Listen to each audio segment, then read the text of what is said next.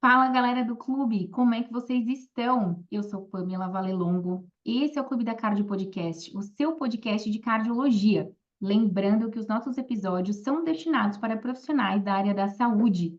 Tema de hoje, pós-operatório de cardiopatias de hiperfluxo pulmonar. Vem comigo. Galera, hoje eu tô com uma convidada de peso lá do mundo das cardiopatias congênitas e não poderia ser diferente. Eu vou apresentar a nossa querida Juliana Torres Pacheco. Ela é cardiologista pediátrica pelo INCOR HC-FM USP. Tem título de especialista em pediatria e atuação na área de cardiologia pediátrica e medicina intensiva pediátrica. Tem mestrado em pesquisa clínica pela Universidade Internacional de Dresden, na Alemanha, especialista em ECMO pela ELSO, coordenadora da UTI pediátrica e UTI cardiológica pediátrica do Hospital Beneficência Portuguesa e é cofundadora do Team Core. Bem-vinda, nossa querida Ju. Obrigada, Pamela, pelo convite. Tô adorando, adorei, na verdade, fazer essa aula primeiro, né? Foi um tema até desafiador, porque eu realmente acabo ficando muito mais no universo da pediatria, mas achei super interessante. Eu espero que as pessoas tenham gostado. Claro, gente, a Ju está se referindo porque ao curso de pós-operatório de cirurgia cardíaca. Ela é nossa professora convidada, fez as aulas de pós-operatório do paciente com cardiopatia congênita, né, adulto. Então, ou ele vai ser reabordado, ou ele nunca foi abordado e vai ser abordado pela primeira vez. E foi uma aula diferente, né, Gil, do que você está acostumado a fazer. Mas nós, cardiologistas, nós temos uma formação que, por vezes, ela não abrange, né? Não é em todos os centros que a gente tem, lá no Dante, a gente tem essa oportunidade de ter um mês de ambulatório das cardiopatias congênitas, passa na enfermaria e está cada vez melhor esse estágio. Mas a gente tem, está falando de Brasil, então tem locais que não tem essa formação ali na prática. Então, quando chega, um pós-op aí de Epstein, vai trocar essa válvula, etc., tem disfunção de VD, e aí como é que vai ser? Bom, no nosso curso tem a aula, e vocês viram pelo currículo, isso aqui eu resumi o currículo dela, porque assim, dá para ter uma página de currículo, mas ajuda essas aulas, são duas aulas sensacionais lá no pós-op. E Ju, você também, eu falei agora, né? Você é cofundadora da Team Core. Conta um pouquinho para mim de como é para vocês, quem que faz parte da Team Core, como que é que surgiu essa ideia da empresa? Então, o Team Call, na verdade, é uma união de três amigos, né, e apaixonados aí pela cardiologia pediátrica. Então, sou eu, o Wagner Knoblau, que é do Dante também, né, ele coordenava a parte da residência de cardiologia pediátrica, tá lá na enfermaria e agora também começou no Eco. E a Gabriela foi maior, que é uma venezuelana que mora aqui no Brasil já faz um tempo, né? E que teve a formação dela no HCOR, mas que eu conheci lá na BP, na Beneficência Portuguesa. Trabalha comigo hoje, então é minha diarista lá na UTI. E sócia, né, e amiga, então presente realmente em todas as áreas aí. Oi, Ju, e a Team Core, ela faz cursos digitais, online, é isso? Qual que é o Exato. objetivo de vocês, assim, da empresa, ao fazer essa educação continuada, né? Qual que é o grande foco de vocês? Olha, a gente começou, na verdade, fazendo cursos voltado para a prova de título de cardiologia pediátrica, né? Ah, Então foi assim que surgiu a ideia. Eu mesma, quando fiz a prova, eu tinha visto a necessidade, né, de ter aí, porque a gente sabia não tinha, era um gap que tinha realmente na cardiologia pediátrica de cursos que ajudassem a direcionar o profissional que queria obter esse título e que não sabia nem por onde começar, porque se você vai pegar a bibliografia, são inúmeros livros e consensos e várias realmente literaturas que tem sobre o assunto para você estudar em pouco tempo e associar isso a uma vida corrida, porque você não para e tem que, né, tocar isso com a vida pessoal, profissional e tudo. Então foi exatamente dessa conversa que nós três tivemos essa ideia. Depois disso a gente expandiu e hoje a gente tem também um curso extensivo, que é um curso de atualização. Então, é um curso que é para quem quer saber mais o detalhe da cardiologia pediátrica, que a gente fala desde a anatomia, da fisiologia, todo realmente quais são, né, os pormenores dessa cardiopatia, como que a gente trata, como que a gente acompanha a longo prazo. Então, para quem faz também, né, essa parte de cardiopatia congênita do adulto, tem essa parte também de todas as cardiopatias, a gente dá esse enfoque de como é que seria esse acompanhamento, esse follow-up, né, a longo prazo, porque esse campo, na verdade, ele ainda é tipo um limbo, né? Nem o É, cardiologista pediátrico, ele se sente às vezes à vontade, porque a criança vai virando adulto, mas nem os adultos, cardiologistas adultos, também se sentem à vontade por exatamente como você falou, não terem na formação. Então, acho que exato. e hoje, eu até falo, né, no começo da aula, que a gente tem mais um número maior de adultos com cardiopatia congênita até do que crianças. Então, as nossas crianças, elas estão crescendo, elas estão realmente, né, virando adultos e a gente precisa de alguém que saiba tratar delas. Excelente. Eu acho que é um grande. Eu lembro que eu gravei com o Wagner um podcast, é um dos mais escutados esse podcast, sobre a diretriz europeia de 2020. E um dos grandes pontos da diretriz, olha só, já fazem 4 anos, Uhum. mas era justamente a população adulta portadora de cardiopatias, né, inicialmente ali congênitas, mas que atualmente então chegam realmente na fase adulta, e esse profissional híbrido, ele está sendo formado. Alguns Exato. cardiologistas pediátricos que tentam ir também estudar mais a parte adulta e o contrário. Uhum. Eu acho que, né, Exato. em algumas equipes isso já está mais. Cada ano a gente tem alguns colegas que se especializam nisso. Eu, por exemplo, eu conheço duas recentes, assim, colegas de turma que foram atrás disso. A Maria, ela é uma das nossas professoras no SAFER, então o paciente cardiopata, congênito, adulto, que chega no pronto-socorro, cada doença, ela dá as aulas do que a gente deve esperar, que devemos nos preocupar, quando internar, quando não, como manejar.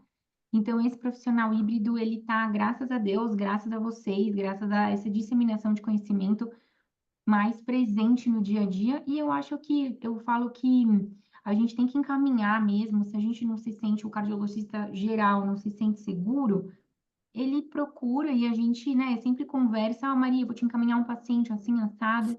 Então, é É isso, um mundo à assim, parte, né? o mundo à Querendo ou parte. não, não tem nada a ver com a cardiologia, acho que vocês estão acostumados, e a mesma coisa ao inverso. Então, a gente precisa se ajudar mesmo para poder dar o melhor para esses pacientes. Exato. E Ju, você comentou do curso extensivo. Conta mais. Vocês estão com algum curso agora nessa fase final aí para a galera que vai fazer prova do título? E tem outros cursos? Sim. Comenta um pouquinho para gente, para quem está ouvindo e já se interessou, falou, pô, é agora, é minha chance de aprender.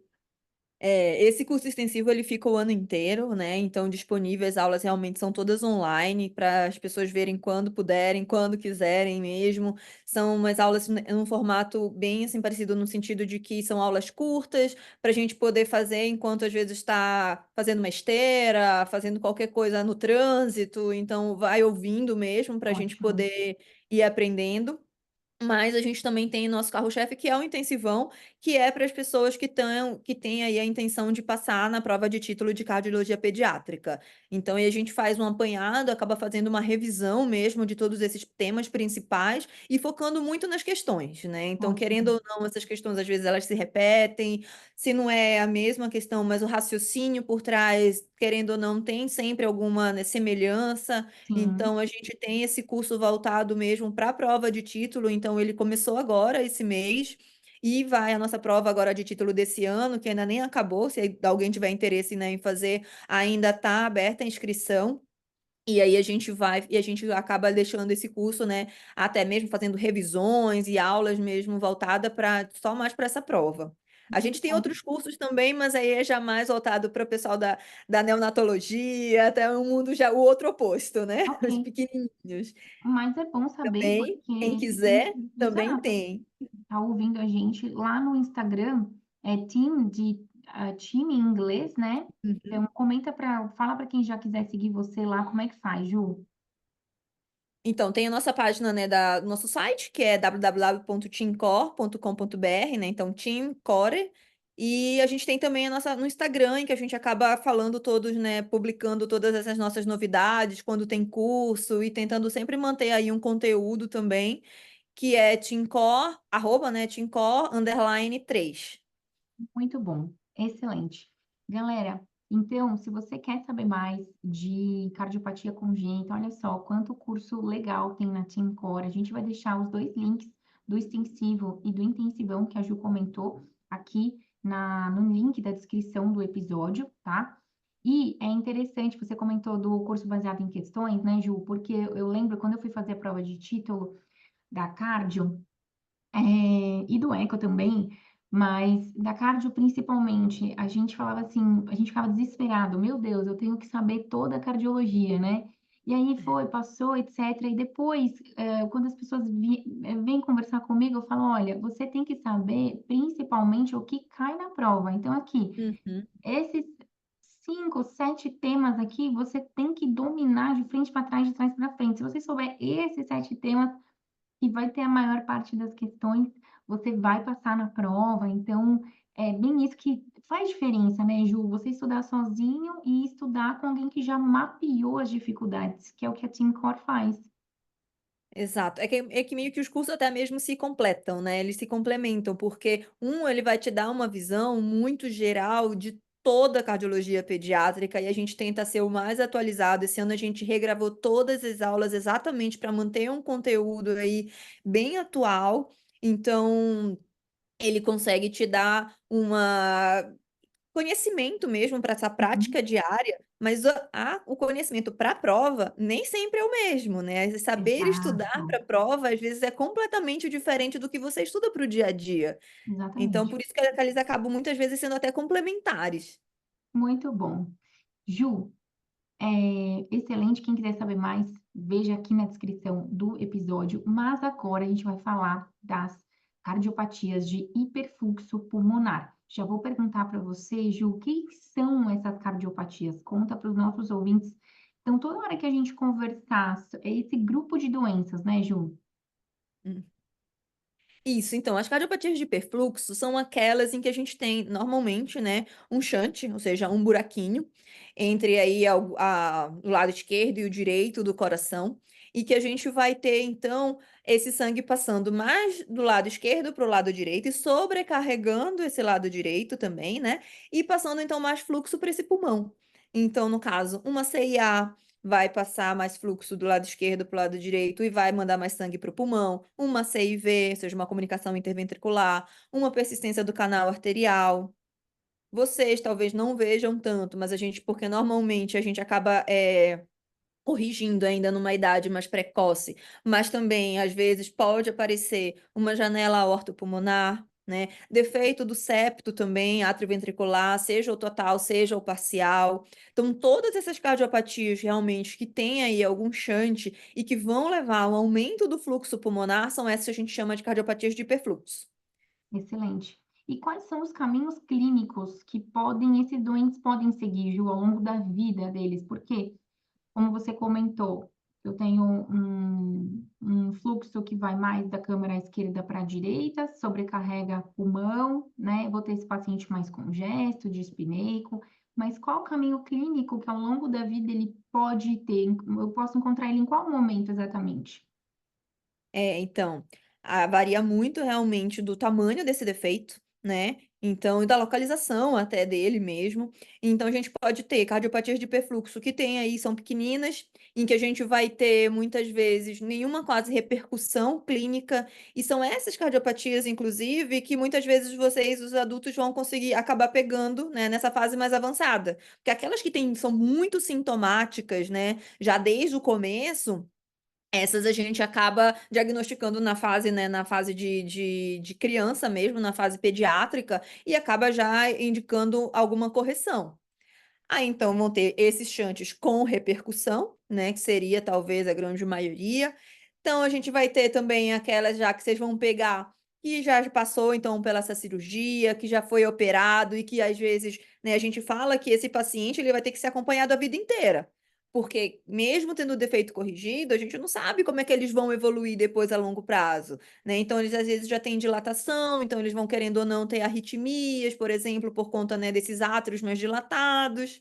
E a gente tem aí também uma quarta classe, no caso de pacientes, que seriam aqueles que a gente chama de síndrome de Eisenmenger, que são aqueles que a gente não fez nada, que às vezes não tinha o diagnóstico, ou então não conseguiu ter acesso realmente ao tratamento, e que aí vão evoluir com a inversão do shunt.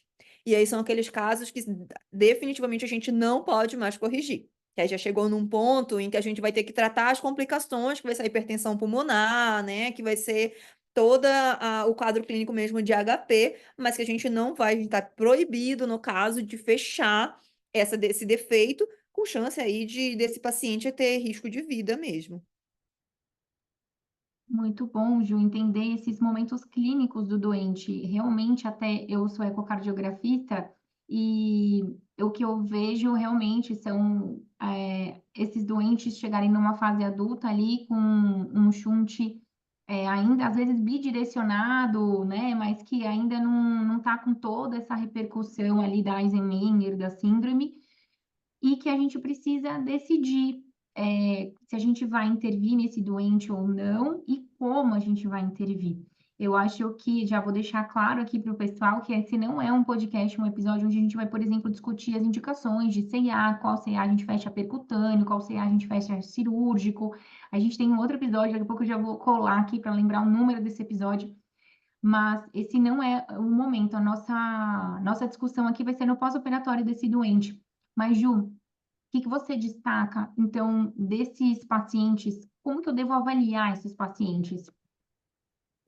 Acho que a primeira avaliação começa com a parte clínica mesmo, né? Exame físico, ver essa parte de sintomatologia, porque querendo ou não, se esse paciente ele tem aí um quadro clínico de insuficiência cardíaca, então isso, para a gente fechar o defeito, é um ponto positivo, né? Ele vai estar mais sintomático, ele vai estar precisando talvez de mais medicações, mas ao mesmo tempo significa que então ele ainda realmente é uma cardiopatia de hiperfluxo e que ainda não houve aquela vascularização ali dessa artéria pulmonar, dessa arteríola aí, que é a nossa maior preocupação, né. Então, a gente vendo esse quadro clínico, vendo se esse raio-x ainda é congesto, né, se esse paciente ele é muito sintomático, é o primeiro ponto.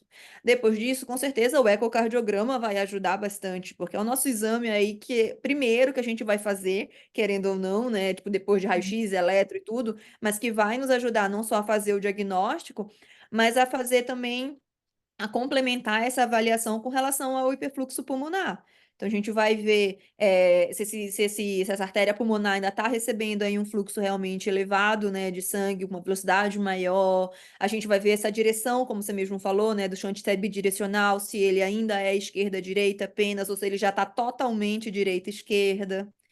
E depois o que vai confirmar para a gente, se a gente tiver alguma dúvida, é o cateterismo, né? Então eu tenho que passar aí por um exame hemodinâmico para a gente poder fazer toda essa medida de pressões, de resistências, para a gente poder avaliar e aí bater o martelo se esse paciente ainda tem condições ou não de ser operado. Perfeito. E, Ju, o dado, por exemplo, da relação QP-QS é muito importante para você no eco, como você vai avaliar esse doente? Eu sei que às vezes as pessoas olham e elas falam, que relação é essa? Explica para o pessoal, Ju. A gente fala muito em QPQS porque praticamente todas as cirurgias, né, as cardiopatias congênitas, na verdade, a gente precisa desse equilíbrio, né? Então, o Q é o do fluxo, né? Então, é o fluxo pulmonar e o fluxo sistêmico. E aí, normalmente, essas cardiopatias de hiperfluxo pulmonar, elas vão ter um QP maior do que um QS.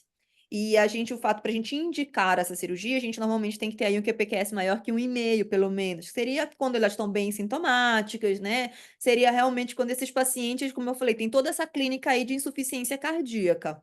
Quando esse QP ele já começa a ficar igual, ou seja, essa pressão pulmonar já está começando a subir e aí já não está mais indo tanto fluxo para esse pulmão e essas duas circulações elas começam a ficar mais equilibradas. A gente já tem que começar a ficar de olho porque esse paciente talvez já não tenha mais indicações, né, de fechar. E quando se inverte, que o fluxo sistêmico acaba sendo maior, mesmo na presença de um shunt, né, isso significa que a gente realmente já está com Eisenmenger. Perfeito. Muito bom. No cateterismo, Ju, também eu sei que você, na sua aula lá do curso de pós-op, você comenta vários dados do cateterismo, e assim, é interessante até a gente comentou desse profissional híbrido, que eu acho muito peculiar, porque o colega também tem uma vivência ali no CAT direito, no CAT de cardiopatia congênita. É um cateterismo diferenciado. É muito diferente de um outro cateterismo que a pessoa vai, o colega vai ali apenas avaliar uma doença coronária. Coronária, Aqui é exato. realmente a parte hemodinâmica ali, raiz de avaliação. Você comentou da resistência vascular pulmonar, a relação da vascular pulmonar com a sistêmica. Basicamente, são coisas que a gente tentou olhar no eco, perfeito, estimar Isso. pelo ecocardiograma, mas no ecocardiograma, às vezes, a gente tem algumas coisas que podem falsear ou superestimar ou subestimar alguns outros fluxos, frequência cardíaca, pressão sistêmica, né? Pressão arterial sistólica, por exemplo. E no CAT já não, você está ali com o catéter medindo, então vai ser aquela medida padrão ouro. Comenta Exato. para quem está ouvindo a gente desses parâmetros que você falou, que são importantes para avaliar se esse doente vai ser um candidato para fechamento, por exemplo, ou não.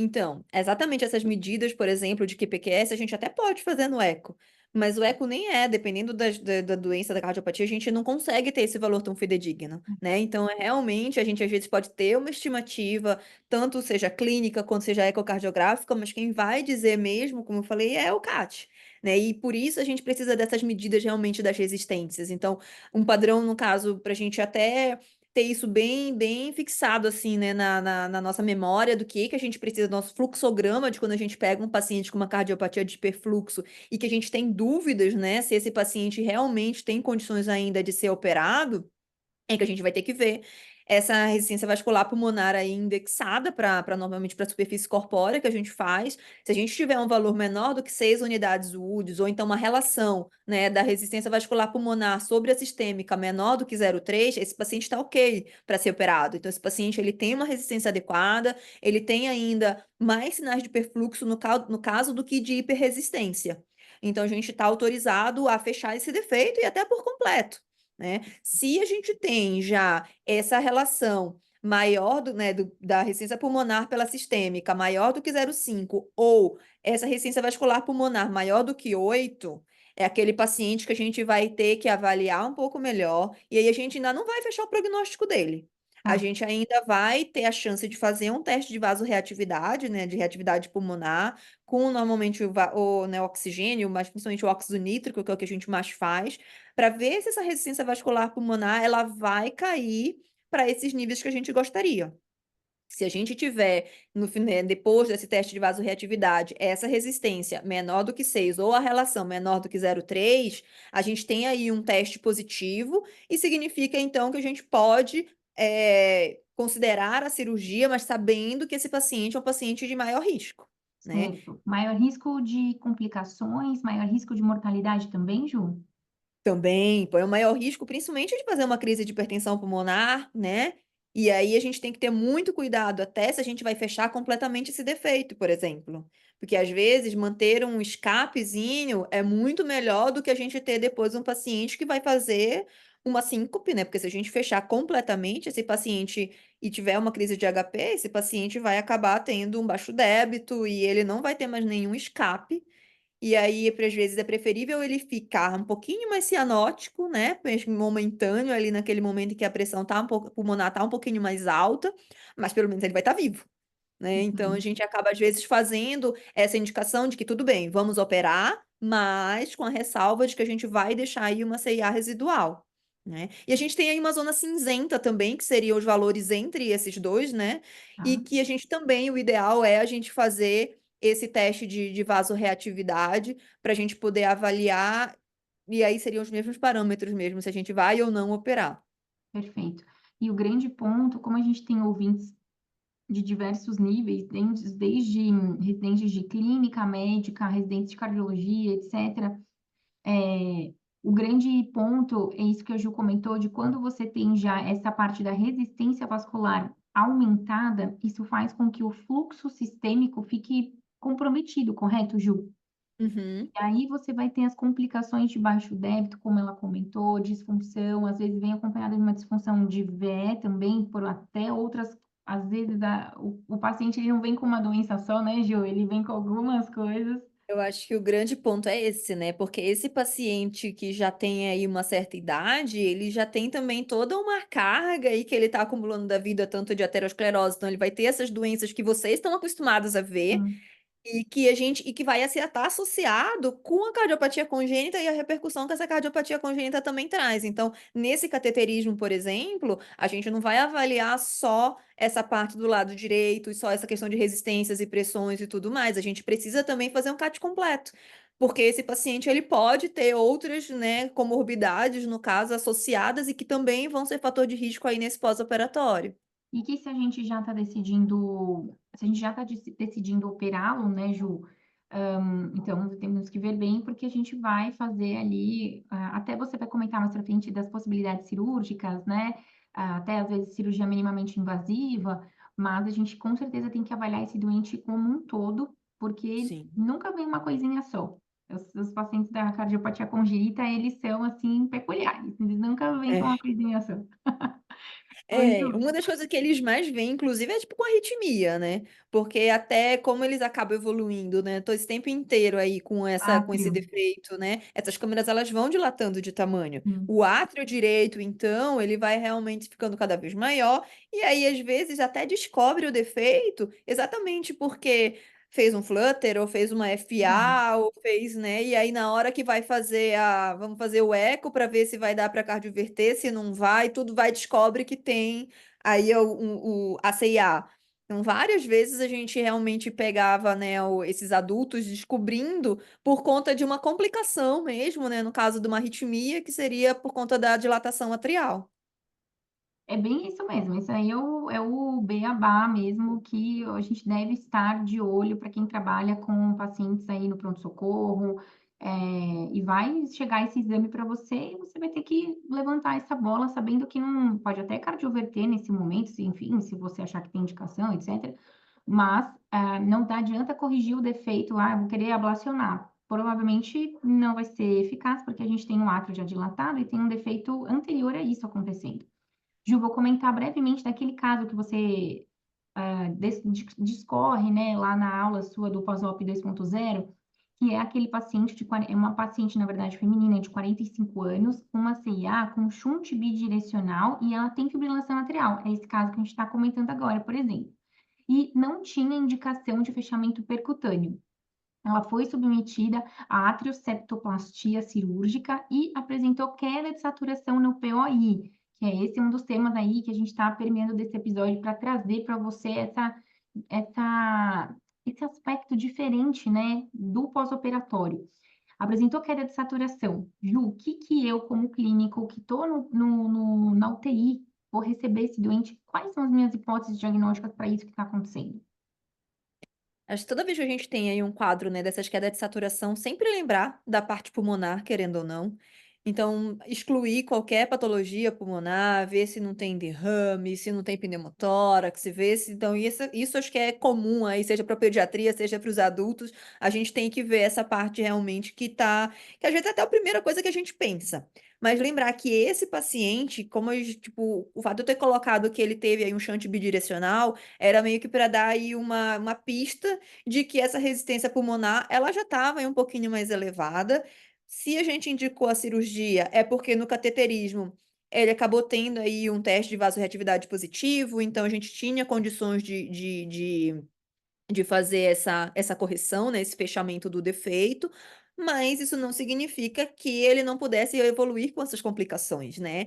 E aí lembrar que a própria circulação extracorpórea vai ter também, né, uma alteração, vai levar aí a essa reação inflamatória toda sistêmica e que vai levar ao aumento dessa resistência vascular pulmonar também.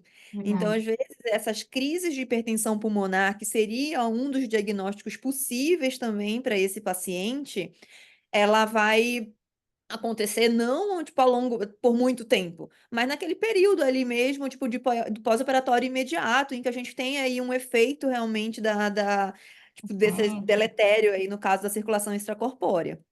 Certo. E o que que a gente faz nesses casos, Ju? O que que eu, como clínico cardiologista ali na beira do leito, vi esse paciente, então estou suspeitando, já excluí as outras causas pulmonares, exatamente um pneumotórax, por exemplo, ou um derrame pleural, e tô pensando que pode ser uma crise de HP. O que que a gente deve fazer nessa hora?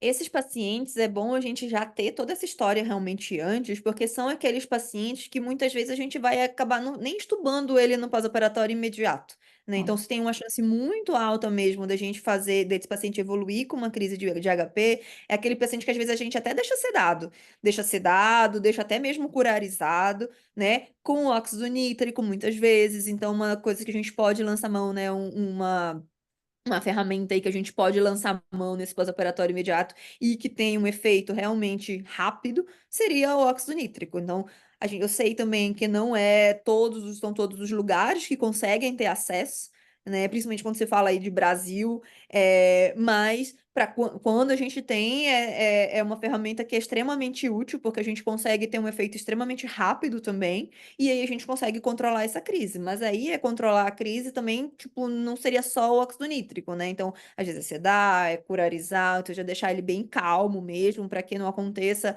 não aumente ainda mais essa reatividade. É tentar deixar aquele pH mais alcalino também. Então, a gente vai corrigir um bicarbonato, vai deixar esse pH um pouquinho mais alto na medida do possível. E aí, até saindo desse momento mais crítico, aí depois a gente segue a evolução habitual. A evolução habitual também, querendo ou não, desses pacientes, é a gente estubar logo que eles chegam, quando eles não são estubados ainda no centro cirúrgico, sim. né? E, Ju, se tiver disfunção, alguma preferência, disfunção ventricular, evoluiu com uma disfunção ventricular, alguma preferência nesse caso? Nós, cardiologistas pediátricos, adoramos o Milrinone, né? Eu Então, sei, assim, perguntei sabendo. Eu ia fazer eco na UTI pediátrica, então, e aí a gente sempre via o Milrinone. E aí eu até falei, nossa, fazia um certo tempo, mesmo dando plantão no pós-op lá do Dante, fazia um tempo que eu não falava, ai, saudade, Milrinone, que bom você tá aqui, porque faz todo sentido, né? Comenta aí pro pessoal. é. Mas é exatamente isso, até mesmo nessas crises de hipertensão pulmonar, então ele é um vasodilatador pulmonar também, então ele também teria aí o seu benefício, não tão imediato, talvez, né, como o NO, mas com certeza a gente acabaria deixando, e ele tem essa função aí de não só de melhorar de vasodilatação pulmonar, mas ele é um vasodilatador sistêmico, ele é inotrópico, ele é Muito bom. lucitrópico, né? Então ele acaba que age em tantas coisas que a gente Hum, realmente, por isso acaba sendo o nosso queridinho. certo. E seria uma das drogas que a gente usaria muito mais realmente para isso. Perfeito. E se eu tô com um doente fazendo hipertensão, alguma preferência pelo vasodilatador, Ju, ou niprid, nitroprussiato de sódio, como no adulto? Ah, não, aí é aniprid mesmo. Tá, perfeito. Se a gente Então, quiser associar esse inotropismo, aí a gente até pode deixar o milrinone, mas dependendo como são pacientes que também evoluem, né, com hipertensão mesmo, é, sistêmica, até, aí às vezes o milrinone pode até atrapalhar, porque por conta desse inotropismo, ele sim, pode até fazer subir um pouquinho mais essa pressão, então, mesmo sendo vasodilatador, né? Mas aí a gente acaba usando o niprid mesmo, o nitroprussiato acaba sendo a primeira escolha. perfeito. E além da crise de HP que pode acontecer no POI, você comentou ali das arritmias. O que principalmente acontece falando de arritmias, para esse perfil de pacientes que teve a correção, então, da cardiopatia de hiperfluxo pulmonar? Os adultos acabam tendo muita FA e muito flutter, mesmo no pré quanto no pós-operatório, né? Mas uma arritmia que é muito comum nessa fase de pós-operatório é a JET, né? Ataque cardíaco juncional ectópica. Então, a gente acaba ficando principalmente em seques mais prolongadas, Tá. não tem ainda uma coisa muito definida, mas a gente acaba vendo isso com mais frequência. E aí a gente acaba tendo que tratar mesmo. É autolimitada, mas para a gente melhorar essa hemodinâmica desse paciente, a gente acaba ajudando aí também e tratando para que ele evolua melhor logo. Ok. E falando da minimamente invasiva, algum cuidado especial para esse doente? A gente tem no curso 2 aulas de cirurgia minimamente invasiva, com a Paola Montonhesi, um abraço para ela. E a gente Maravilhosa. faz questão aí de chamar as mulheres maravilhosas para dar aula no curso. É a primeira mulher latino-americana a ter especialização em minimamente invasiva, então, uma honra para nós ter ela com a gente. E, e aí o pessoal abriu a cabeça, assim, do pessoal que não conhecia a minimamente invasiva, que tem Sim. vários pontos positivos em relação à esternotomia convencional, né, Ju? Para Com esse, por certeza, exemplo, essa correção de atroseptoplastia com indicação cirúrgica, vai bem, né? Você tem vai alguma bem. consideração diferente, pensando na minimamente invasiva? Acho que é principalmente também tamanho do defeito e localização, né? Então, Tá, a minimamente invasiva, a gente acaba tendo uma janela aí, tipo, cirúrgica, tipo, menor, né? E isso é muito bom para esse pós-operatório, para recuperação desse paciente. Mas a gente precisa também sempre lembrar da segurança, né? Então, essa comunicação interatrial, a Sérgio falou assim, ah, não é o tema, né, da aula, a gente estava muito mais discorrendo sobre o pós-operatório mesmo, mas essa indicação cirúrgica ou então de CAT, a gente tem que ver muito bem essas bordas, né? tá, O tamanho, por exemplo, se a gente tem o eco transesofágico nesse sentido, ele é excelente para a gente poder delimitar realmente o tamanho dessas bordas para saber se a gente, por exemplo, poderia ir para um tratamento percutâneo ou não. E a gente tem aí vários tipos também de comunicação interatrial, né? Então, aquela mais típica, em que a gente tem a ósseo secundo e tudo, essa eu acho que é a mais fácil, a gente consegue indicar minimamente invasiva, a gente consegue indicar, né, tá, o fechamento percutâneo, mas tá. aquelas casas, uma CIA que é mais seio venoso, que já está numa Traqueadores, localização aí um pouquinho mais complicada, aí às vezes o cirurgião também vai precisar tá, ter esse toque para dizer até onde que ele consegue ir, ou até onde que ele vai precisar poder ir com a minimamente invasiva, né? Ou se ele vai precisar ir de uma esternotomia. ok. Agora, só voltando num pontinho lá que a gente estava conversando do cateterismo, eu lembro que na sua aula você comenta do teste do balão. O que é exatamente o teste do balão? Na verdade, isso daí era até um ponto muito mais com relação à parte dos adultos mesmo, né? Por conta dessa possibilidade de doença do ventrículo esquerdo mesmo, né? Para Tá, saber se eles vão tolerar, porque por conta dessa interdependência aí ventricular, a gente ventrículos, precisa que os dois ventrículos acabem trabalhando bem, né? Em claro, conjunto, digamos assim. Então, se a gente já tem um lado direito que está comprometido por conta dessa hipertensão pulmonar, se a gente tiver um lado esquerdo também comprometido por conta de alguma doença coronariana, por exemplo, né, coronária, a gente tá, acaba podendo contraindicar esse fechamento por outros motivos, né? entendi, Então, e por isso que acaba sendo importante. Em criança, por exemplo, a gente não faz. não faz. Ok, excelente. Um dado interessante, às vezes, mas é mais ali na percutânea, eles também fazem, insuflam alguns balões ali para ver o tamanho da prótese e tal, né, no cateterismo. E essa questão também é desafiadora, por isso, diversas vezes eu vejo, assim, o cirurgião, o hemodinamicista e a gente da imagem avaliando em conjunto o esofágico para finalmente decidir como vai abordar esse fechamento, principalmente de C&A que estou aqui comentando, né? E aí, Ju, para mensagens finais para os nossos ouvintes em relação, então, ao pós-operatório desse paciente que corrigiu, no caso, para ficar bem um exemplo, essa paciente de 45 anos que tinha uma C&A com shunt bidirecionado e após esse heart team foi optado, então, por fechar cirurgicamente. Mensagens finais para a galera pensar no pós-op desse doente aí. Lembrar que não é, tipo, não só na cardiopatia congênita, né? Tá, Então, todo o beabá de vocês mesmo, do dia a dia. Então, essa parte, como eu falei, do ventrículo esquerdo vai ter que ser avaliada também, né? Lembrar sempre, realmente, dessas possibilidades de crise de hipertensão pulmonar. Querendo ou não, acho que vai ser a complicação aí talvez mais frequente mesmo, é, porque a gente sabe que essa hiperreatividade, né, já na fase adulta, no caso, ela já vai estar presente. Então, mesmo que a gente indique o fechamento, a gente pode ter isso como intercorrência, né, no pós-operatório imediato. Mas as arritmias também, eu acho que talvez seja também outra complicação aí extremamente frequente por frequente. conta da dilatação atrial, que mesmo que a gente feche o defeito, essa dilatação ela não vai sumir da noite para o dia, né? Então, Certo, esse paciente, ele muitas vezes vai continuar tendo que lidar, né, com esse tipo de situação. muito bom. Mensagens finais dadas, então, pela nossa professora querida Juliana. A aula dela é sensacional. O time Core está muito bem assessorado pela didática aí. Aliás, eu cheguei assim até você, né, Juliana? É. Eu fui conversando com algumas pessoas e eu falava, não, mas eu preciso de uma profissional que seja didática. Não, fala com a Juliana, ela é muito didática. E eu vi também as suas aulas, então parabéns. Eu acho que é um empenho, porque além da gente estudar para ter o conhecimento, quando você deseja passar esse conhecimento para outra pessoa, existe um grande empenho, né, Ju? É verdade. A gente fica Não, é. pensando que caminhos, raciocínio aquela pessoa vai fazer, você quer fazer traçar um caminho lógico para sua aula, não é fácil.